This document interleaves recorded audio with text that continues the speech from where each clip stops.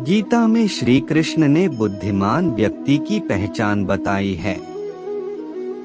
इसके अनुसार सबसे समझदार और स्थिर बुद्धि वाला व्यक्ति वही है जो सफलता मिलने पर अहंकार में नहीं आता और विफलता मिलने पर गम में नहीं डूब जाता। गीता में श्री कृष्ण कहते हैं कि समय कभी एक जैसा नहीं रहता। जो दूसरों को बेवजह रुलाते हैं उन्हें भी रोना पड़ता है। जो दूसरों को दुख देते हैं आगे चलकर उन्हें भी दुख भोगना पड़ता है। श्री कृष्ण कहते हैं कि केवल डरपोक और कमजोर ही चीजों को भाग्य पर छोड़ते हैं, लेकिन जो मजबूत और खुद पर भरोसा करने वाले होते हैं वे कभी भी नियति या भाग्य पर निर्भर नहीं करते। गीता के अनुसार सिर्फ दिखावे के लिए अच्छा मत बनो, वो परमात्मा आपको बाहर से नहीं बल्कि भीतर से भी जानता है। इसलिए कोई भी बदलाव पूरी तरह से स्वयं के लिए होना चाहिए। आप खुश हैं या दुखी, यह दोनों आपके विचारों पर निर्भर है। अगर आप प्रसन्न रहना चाहते हैं तो आप हर हाल में प्रसन्न ही रहेंगे। अगर आप अपने मन में बार बार नकारात्मक विचार लाएंगे तो आप दुखी ही होंगे। विचार ही हर व्यक्ति का शत्रु और मित्र होता है। श्री कृष्ण कहते हैं, किसी के साथ चलने से ना तो कोई खुशी मिलती है और ना ही लक्ष्य, इसलिए मनुष्य को सदैव अपने कर्मों पर विश्वास करते हुए अकेले चलते रहना चाहिए। गीता में श्री कृष्ण ने कर्मयोग, भक्ति योग और ज्ञान योग को ही कल्याण का प्रमुख साधन बताया है। कर्म के प्रवाह से संबंध का टूट जाना ही जीवन का लक्ष्य है और यह लक्ष्य उपर्युक्त तीनों मार्गों से प्राप्त हो सकता है। जो भी मनुष्य अपने जीवन आध्यात्मिक ज्ञान के चरणों के लिए दृढ़ संकल्पों में स्थिर हैं, वह सामान्य रूप से संकटों के आक्रमण को सहन कर सकते हैं और निश्चित रूप से यह व्यक्ति खुशियां और मुक्ति पाने के पात्र हैं।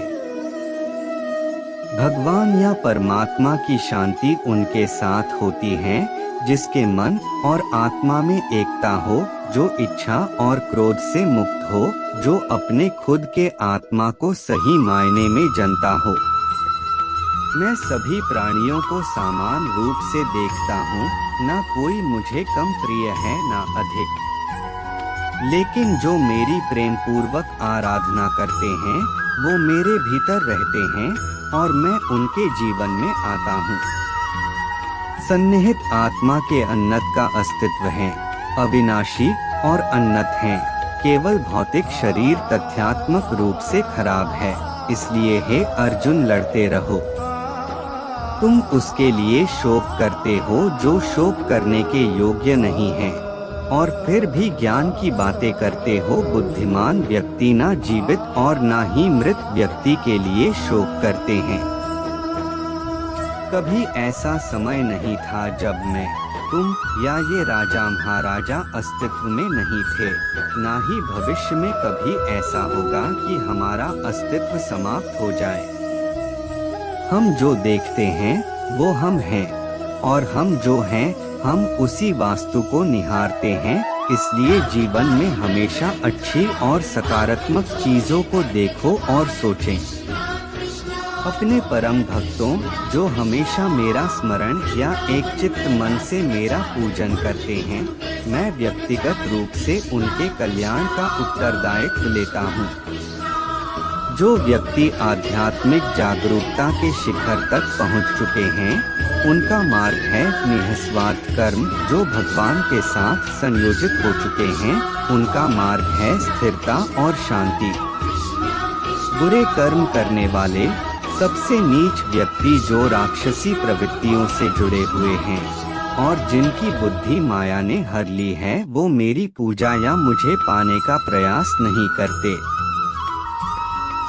जो कोई भी जिस किसी भी देवता की पूजा विश्वास के साथ करने की इच्छा रखता है, मैं उसका विश्वास उसी देवता में दृढ़ कर देता हूँ।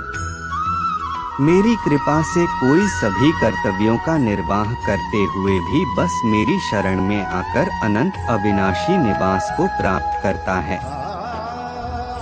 वह जो वास्तविकता में मेरे उत्कृष्ट जन्म और गतिविधियों को समझता है, वह शरीर त्यागने के बाद पुनः जन्म नहीं लेता और मेरे धाम को प्राप्त होता है।